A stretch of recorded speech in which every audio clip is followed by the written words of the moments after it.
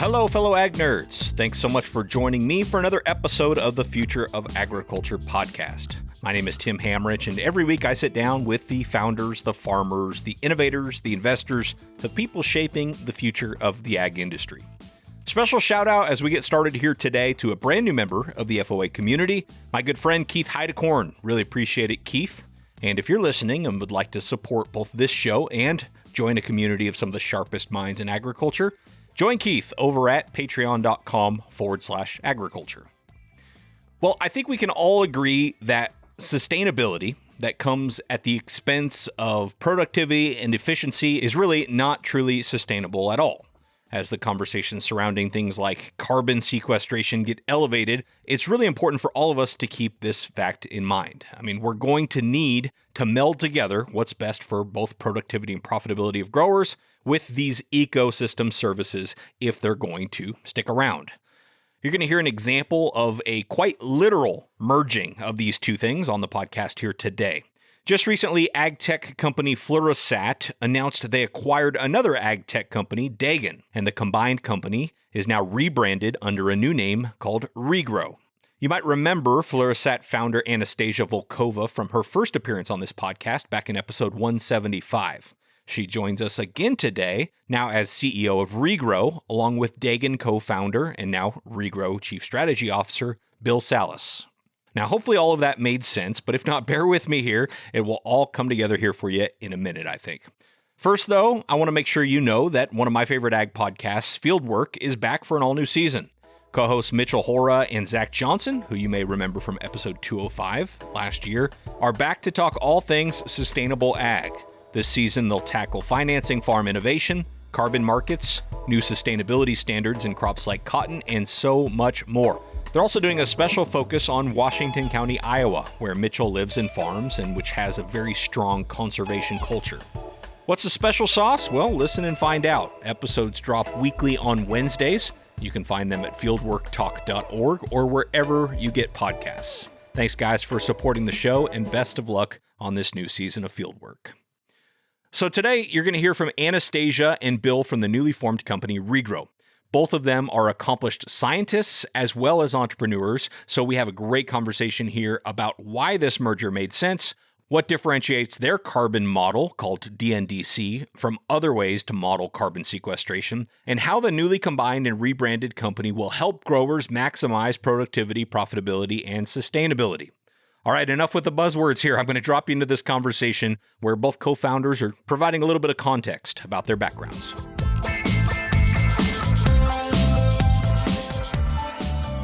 I have been involved in food and ag tech startups for good 6 to 8 years now, working for one, co-founding a smaller startup in the kind of a food content space around awareness of how people produce food.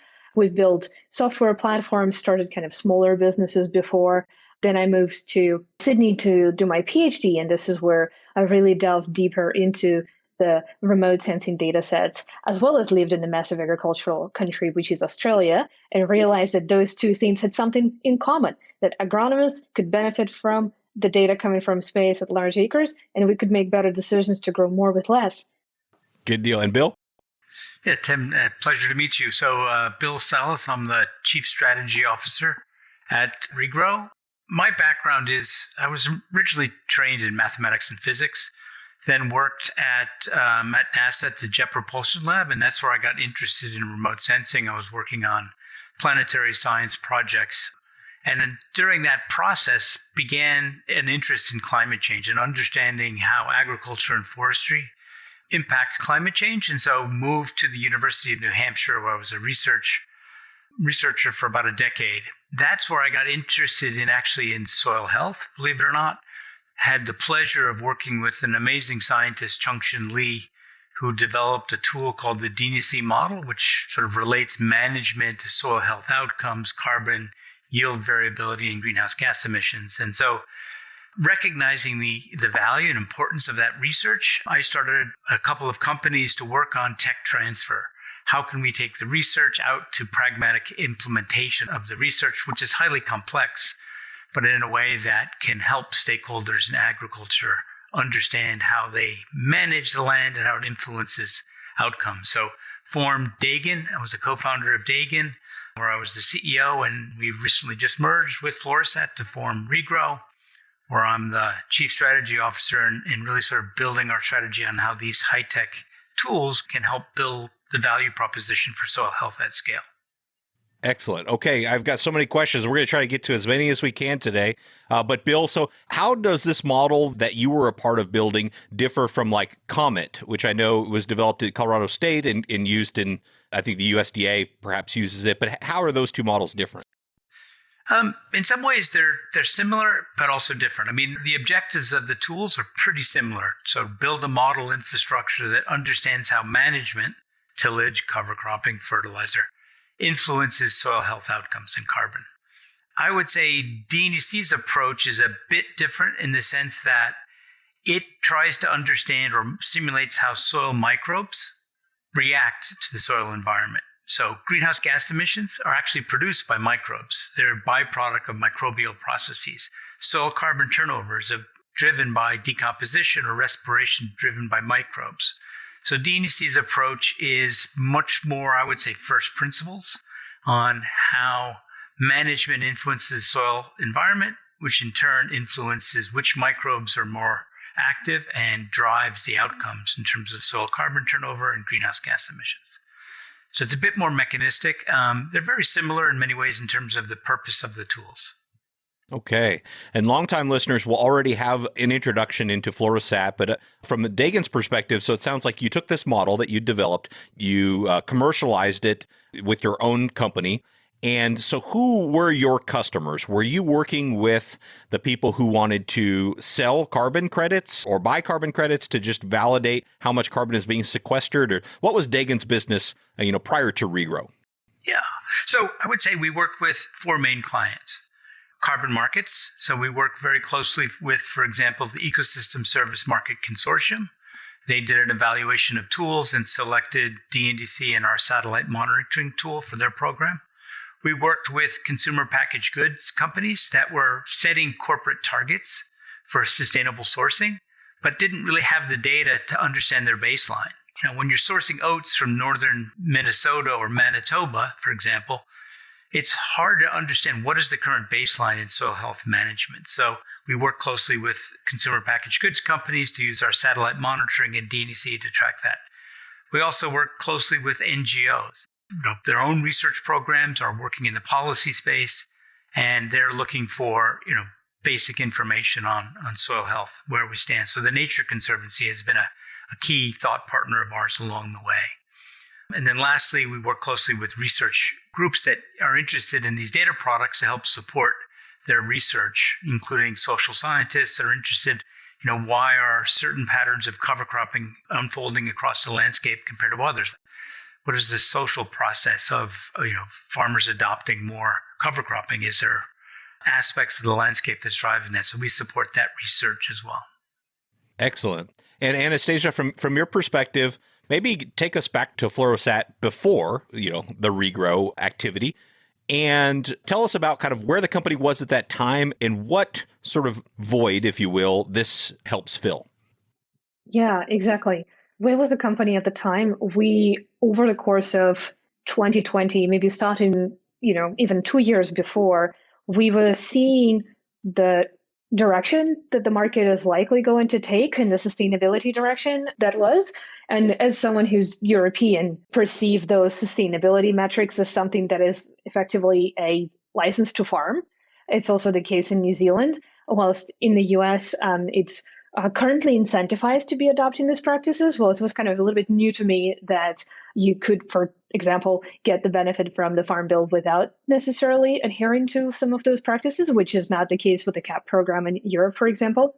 So with FluroSat, we saw that the likely void was going to form is around the decision support. So we always in 4 years dedicate ourselves solely to understanding the hard problems that agronomists and crop advisors and soil health scientists need to solve for their farmers, how to solve them at scale with as accurate, as scientifically valid methodology as you can apply that would still scale and be cost effective. And we saw that divergence or that that gap between we can't just be optimizing for the yield. There is definitely the consumer trend of we want to understand how the food is produced and the production of the food that leads to better environmental outcomes will be rewarded. And more crop advisors are starting to ask these questions, more and more food brands. We found ourselves where we actually had one of the contracts signed with one of the large food processors where we specifically were delivering the sustainability monitoring. And that program will start this year, but we have come to that agreement last year, and we understood that who is doing it out there? Who's better than us in doing it out there? Because we've built a sustainability monitoring, working at it for a year, and we actually have learned about Bill and his team's work that they've tested this out, and it has actually built out for a couple of years already. We saw that by adding the sustainability monitoring to agronomy and marrying our crop model with the DNDC soil model, it would make the complete process from planting to the next planting, not just to harvest, but through either the fallow period or the period of winter cover crops. And we could understand fully the nitrogen and carbon cycles in the soil, understand where it would be profitable to start adopting these practices. And it could form this decision support tool that our customers are seeking, as well as connect players across the supply chain. It's not just the agronomists and the crop advisors who need to make these decisions, but as Bill just described, he has the relationships with the consumer packaged goods companies or the ecosystem service promoting organizations such as Nature Conservancy, who are, a brilliant team there. Like across the supply chain, people rally around these outcomes. And if we can bring them together, given the platform that has consistent monitoring, measurement, and verification, this really empowers us to agree on what's being measured and make a big difference. Excellent.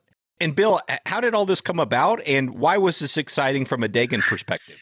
Yeah, well, it came about through just our network of our partners. And so Dagan was really interested in how do we create the value proposition for soil health at scale. And so we really focused on a couple of the barriers, which is scientifically rigorous ability to quantify outcomes at the field scale, but consistently over large acreages. Two, how we can monitor the landscape with satellites to provide information to support that market in a cost-effective way. But we quickly realized there's two missing pieces in this, and Anastasia's already covered that to a certain extent. But one is we have to link the sustainability with the agronomy, right? I mean, yes, there's value in enhancing ecosystem services, but if we don't address the agronomy side of things, we're going to have a disconnect for the growers at getting to scale. Two, we really focused on creating data and information. We did not have a platform that takes that very complex information and presents it in a way that can be consumed by the various stakeholders. And that's where the FluroSat platform comes in. FluroSat has worked with a lot of different clients on customizing that platform to meet their needs. And so that was a ready-made way of taking our sort of very detailed data and information, but providing it to the various stakeholders in the ag supply chain. So those are the two main excitements. Plus, we just were like-minded and have synced up on the mission on what we're trying to do and why it's so important. Well, I want to get into the weeds a little bit later about the carbon and sustainability side of things. But before we do, was this always an acquisition conversation, or did this start off like, hey, is there a way we can work together? And then when did it become sort of an acquisition type conversation? I'll take a stab at that, and of course want to have Bill share his thoughts. So from our perspective, we've seen that the Dagan's team has gone out to their board and their advisors seeking a CEO, and the business team to support their brilliant science and traction and the engineering platform. And we saw that holistic synergy, but from our perspective, we definitely felt that this is a better together story, but it has to be very deeply coupled. We can't run it from two sides without making it one tool, to the point where your sustainability metrics depend on your agronomy metrics, your carbon quantification depends on your agronomy. So everything needs to sit on the same database This is what we've been working on the last several months. So you can't really imagine that to be successful if it's decoupled. It has to be feeding off of each other. That's where we saw the opportunity. Yeah, maybe I'll add on to that. I mean, from a very similar perspective, we saw two key needs for us to help achieve our mission, which is scaling, right? And so early on, I was the interim CEO at Dagan with the goal of finding someone that can help sort of lead the business side of things, because my passion is the science and how that leads to the strategy.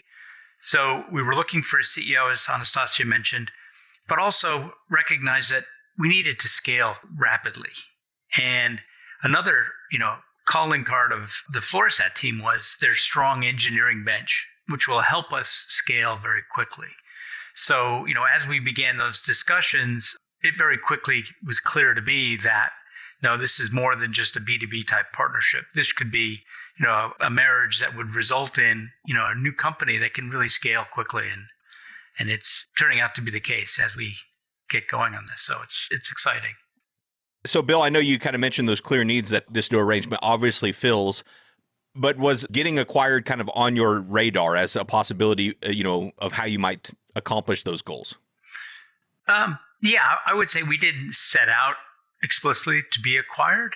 We were sort of looking for the right partnerships. We had planned to raise capital to grow the company, but during the discovery process, it was clear that this partnership was the fastest way to get to where we needed to get to. And because we're so mission focused, it was not an issue about being acquired or not. It was how do we get to where we want to be?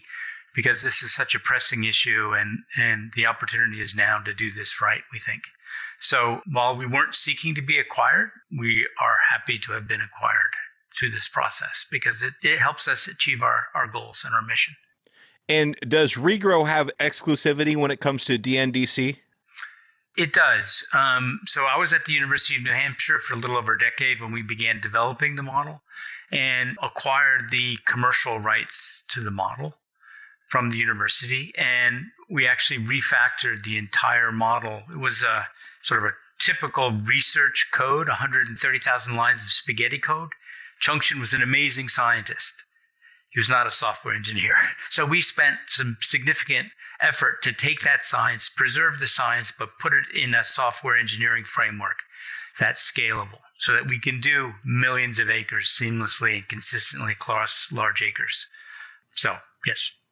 And Anastasia, from your end, had FluroSat already acquired a company before?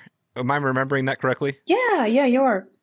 Okay. So you kind of been down this road before then. Is that something that you were actively looking, for another acquisition to get into this area of sustainability and carbon? Tim, as you know me, we've known each other for a while. I'm very logical. And exactly as Bill said, we have a mission, we have a lot of work to do. And if we can bring forward some of this innovation for the industry, I feel it's our duty. We need to figure out how to do this because this needs to be done in a scientifically valid way, because otherwise there will be lots of takers in this new space who will take shortcuts and not necessarily go through the scientific rigor and validation. And I'm not a proponent of that. Hence, even instead of trying to develop the tool that we have regionally, internally created that fulfilled that large first contract, we saw that this is secondary in quality and validation to what Dagan had. And we felt that it's important to bring the best to the market as fast as we can because market is moving very quickly. Everyone wants to capitalize on this opportunity. And adoption of right tools that are ready versus things that are easier to adopt but not necessarily validated can be make it or break it for carbon markets in agriculture. That's our opinion. And so we're not, on the lookout for acquisitions per se for just the sake of it, but we see good tools, we see good products. And since the COVID started, a lot of deals have come across my desk. Yeah, I've been hearing that a lot. And actually, we're even seeing it just this week. We're seeing some of this consolidation sort of happen, which I think it's a healthy part of the maturation of the industry and certainly makes a ton of sense strategically in talking to you. I wonder, what did some of the service providers that were already using the FluroSense tool, what was their reaction? Yeah, I think that's my favorite part of this story. everyone is so excited. They just see it makes total sense. And we're so happy because we're very, careful about really understanding. It might be my vision, but I want to make sure that this makes sense for the customers. It might be Bill's mission, but also he's coming from one end of the supply chain. We're bringing another end of the supply chain. We're kind of gluing them together with one tool. And it turns out they actually already work together and want us to do this for them. And I think this is just the best part, that when the customers are already trying to figure out a solution and you've spent in parallel on your own end many months figuring out this solution, and you see that someone's built it, like that was the light bulb that went off in my head when I first saw the Dagan tech. Like, I would have built just this. We should be together. And this is what our customers want. Right. Well, I'll take a break here from berating you with, acquisition type questions, and let's zoom out a little bit. And Bill, I'm curious to get your perspective on this. Is there a danger, for lack of a better word, in overemphasizing carbon as the metric for sustainability, and maybe kind of losing the essence of sustainability in an over focus on carbon? I'm curious what your thoughts are on that. Yeah. I mean, I can understand the exuberance around soil carbon sequestration these days because of not only its issue on climate impacts, but also the co-benefits that go with it, right? And so the water quality improvements, the improvements in yield resilience. So there's many co-benefits that go along with building organic matter in the soil. I do think that some of that exuberance is forgetting that not only do we want to enhance soil carbon, but we also need to mitigate greenhouse gas emissions.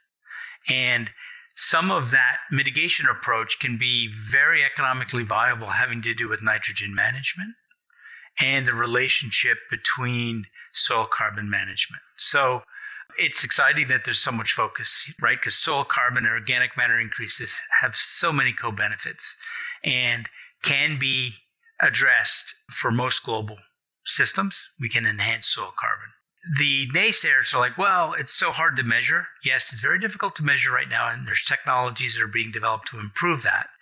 But there's also this issue, well, it could be reversed. You go back and you till the soils later on, you might lose some of that carbon. So how are the markets going to deal with that? So my thought is, yes, we have the technologies to do this now. We will improve our ability to quantify at scale. We'll improve our ability to measure. Yes, there will be cases where there will be some reversals, but the benefit of drawing down carbon now and the co-benefits that go with it outweigh those possible scenarios where you get some reversals. I mean, the forest carbon industry went through that same sort of issue, and there actually has not been significant reversals of forest carbon stocks associated with pests or fires. And I think as agriculture sort of has the systems for managing new carbon stocks, the value will be there. That will reduce incentives that might release carbon through going back and retilling the soils. There will be some cases for pests and other issues, but I think that in the short term, the benefits outweigh the potential negatives over time. Yeah. And Anastasia, did you want to add on to that? Yeah, I was going to say that indeed, when you look at other markets outside of the US, how the sustainability has been handled, in New Zealand, they account for nitrogen, carbon, and scope 3 emissions of the farm. I think this is really a true perspective on this is how farm as a business is emitting greenhouse gases, not just looking at the amount of carbon sequestered in the soil, but it is an exciting starting point when we change the narrative from climate change denial to actually, let's try to figure out how to solve this problem step by step and incentivize our agricultural system to go in that direction. So we definitely see that this is a positive direction, but this is a direction. It's a stepping stone in that direction. It's not the end game on its own, because as Bill mentioned, for us, the big goal that we're going to achieve, hopefully together as Regrow, is bring the nitrogen expertise of FluroSat together with the carbon expertise of Dagan and really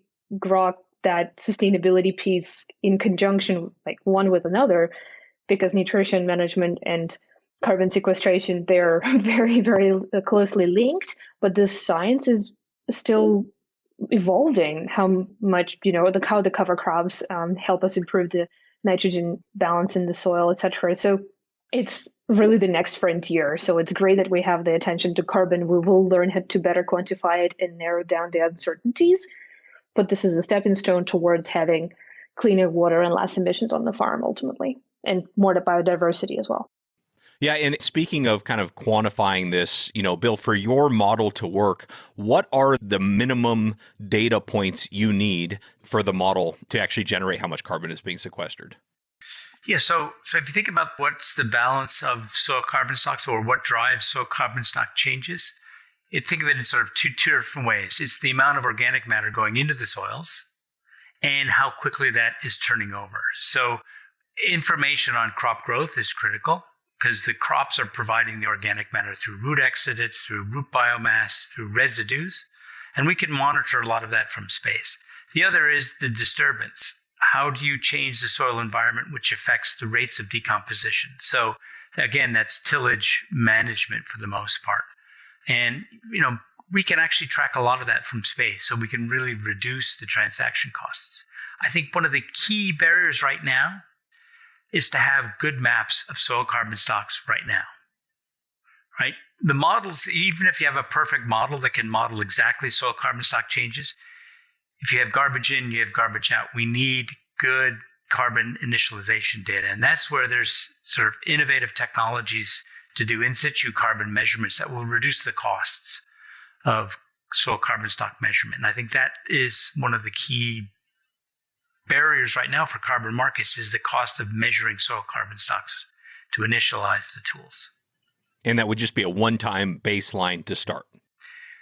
Yes, that's at a minimum. Some of the markets are looking at remeasuring 5 to 10 years down the road. And that's in part because until we can demonstrate with precision the accuracy of the models, that just provides more confidence back to the market. So there's value there for confidence in the market, but also for testing and improving these tools. And I've heard that the most accurate way to do that right now is to literally take a soil sample and blow it up and see how much carbon comes out of it. Is that right? Or is that just something I like to think about? No, that's right. They basically combust the carbon in the soils to estimate soil carbon stocks. And so it's in the lab. So when taking the carbon to the lab means you have to go out and dig soil cores, send the soil cores to the lab, do the analytics, bring the data back.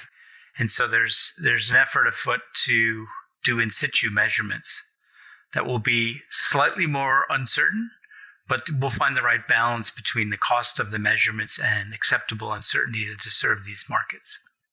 And of the data points that Bill mentioned, Anastasia, how many of them are data points that you are already tying into the FluroSense tool? Yeah, this is really where the synergy comes in play. The ability to draw some of this data directly and linking our farm management system partners and customers of those farm management systems directly to this process is really what makes this system beautiful for all. Because not only you have the data on the farm that you've been collecting, and we know the true quality of that data, so let's not pretend it's perfect, but at the same time it has its own value. And when you bring it into the system that can do its own verification, when it can say, yes, indeed, we have detected that you haven't tilled all of these years and you have planted cover crops and your farm equipment data conforms with that, fantastic. That reduces our uncertainty because you have additional data that brings validation to those who will be consuming these estimates down the road, whether you're applying for carbon credits or for sustainable certification of your operation. A lot of these data points that need to be fed into the carbon model with DNDC is exactly what the agronomy crop model produces that we have. You need to understand, as Bill said, how the crop is growing, what the yield has been, what the interaction with the soil nitrogen has been. That's exactly what we're already good at. So we're bringing a good crop model, merging it with best-in-class soil model. And that really simplifies life a lot because you are not just taking one estimate and putting them in another model to get more estimates. Like, you can look at the real farm data in a very direct way if it's available. If not, you know what the baselines should look like for that region, and you can feed them into the model and both reduce the uncertainty and the error in feeding that information in, as well as in a scalable way localize it for different areas. So we're able to produce different estimates on different farms across the country natively because we know different crops and different soils that grow there, different practices. And in addition to, I know, Bill had said a lot about the satellite. You could get a lot of the data you need from satellite once you have that initial measurement of how much carbon is in the soils. And then I know, FluroSat is also pulling data from machinery. What other data points, if a farmer's really going to maximize their return here, what other data points would be helpful for you or for the service provider who's using this tool? Yeah, for sure. Basic things like tillage passes, planting of cover crops, or machinery data again. Additionally, if they have done the baseline on carbon, that's fantastic. And I know that a number of retailers and food processors are going to support that this year. So to kind of initialize some of the localized model runs that we would not need continuous testing down the road for, which is great and will be a cost-effective way of initializing the system. From the farmer perspective, I would also think about good yield data always, right? Because there's this misconception right now that if you plant cover crops, this can really perturb your productivity.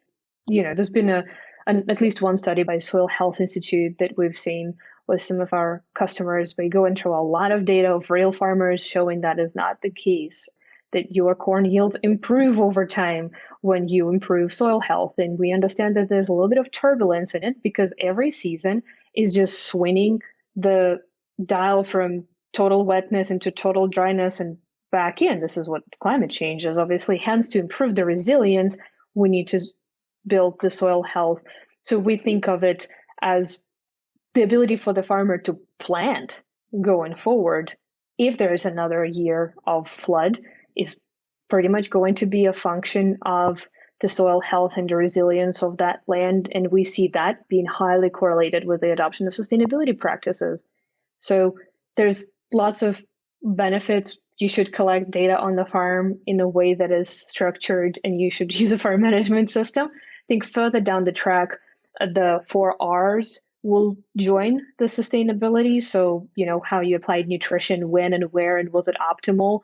Will enter the sustainability audit as well very quickly. And maybe I can follow up a point on that. I think, another aspect of these technologies that we, linking the satellite monitoring with these types of crop and soil models, they're not perfect, which we know, but they provide extensive information over large landscapes. So we can begin to ask very pointed questions related to, how does changes in soil health affect crop resilience? Because what we're trying to also serve is not solely ecosystem markets, but other financial levers, access to innovative finance, right? Or access to innovative crop insurance, where you can understand, okay, if I do practices X, Y, and Z, this is going to reduce my yield risk by Y. Then you can sort of share that cost through innovative finance, whether it's operating capital or crop insurance. And I think that's another key financial lever to sort of help scale soil health, and in addition to the ecosystem markets. But they're having a hard time doing that now because they don't have the actuarial data, because it requires a large amount of data, because these are complex relationships between soils, specific crops, weather variability. But with these tools that can do extensive monitoring, we can actually begin to pull that together and unlock another opportunity for supporting soil health and food security at scale. Very interesting. I knew I would be right up against time here, and I am, of course. But Bill, you've been measuring soil carbon long before it was cool. So I'm sure in like the recent hype around this, there's been some misconceptions or misinformation or stuff that just causes you to roll your eyes out there. Talk to us about that. What do you think about the recent attention that your work has gotten, and what misconceptions out there can we maybe clear up in our last few minutes? Yeah. I mean, I'm excited by the attention that it's achieving. I do think, we have to be transparent on what we do know, what we can quantify now, and not overpromise. But I am convinced that the markets will embrace the uncertainty as long as we're transparent and consistent in how we report. A model gives you a number, 1.2 tons. What does that mean? And, markets know how to deal with uncertainty. So what I think the most important thing for us to do to have fungible carbon markets is to have consistency in how we report uncertainty, and so that the buyers know what they're getting. I don't think we have to a priori say we have to hit this level of uncertainty, otherwise we don't have a market. No, we need to have consistency in how we quantify uncertainty. So what scares me is, there's numbers being thrown out there that don't have any associated uncertainty with it. And so that's what scares me, I think, at this point. And I think the market will demand it over time. So, it's an exciting time. There's a lot more science that we need to figure out. But we know enough to begin to move the needle on creating financial opportunities for enhancing soil health and soil carbon and all the associated co-benefits. So it's exciting.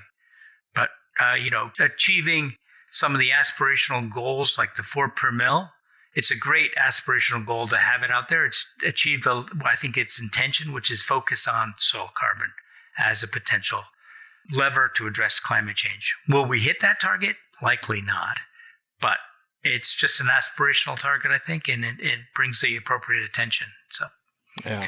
Where my mind's going too is, once we do have, like you said, fungible carbon markets, then we can start to put a premium on, well, how much is agricultural production worth if we can also, along with it, validate how much carbon is being sequestered in the process of growing it? And does that create a differentiated product for the farmer where they don't have to detach the carbon sequestered from the underlying asset of the production itself? So anyway, that's a future episode. Anastasia, I'll give you the chance to provide some final thoughts unless Bill wants to chime in after you. Thank you so much for having us. I think we're really excited about the space. We want to make sure that agriculture gets a chance to get it right, scientifically, transparently, bring this sustainability excitement into operationalizable business model that scales without taking too many shortcuts on the quality and transparency. So this is what we stand for together now, combined as Regrow. And yeah, I'm inviting everyone who's excited about the same mission to connect. I'd love to. All right. Well, thank you so much again to both Anastasia and Bill from Regrow for being on the show. Go check them out and learn more at regrow.ag. A lot of interesting consolidation happening here in ag tech, and that was fun to get a glimpse of a new merger and what both kind of company founders were thinking when this whole transaction took place. I'm excited for the future of Regrow. What do you think of this show? I always welcome your feedback either on Twitter or as an iTunes review or via email, tim@aggrad.com.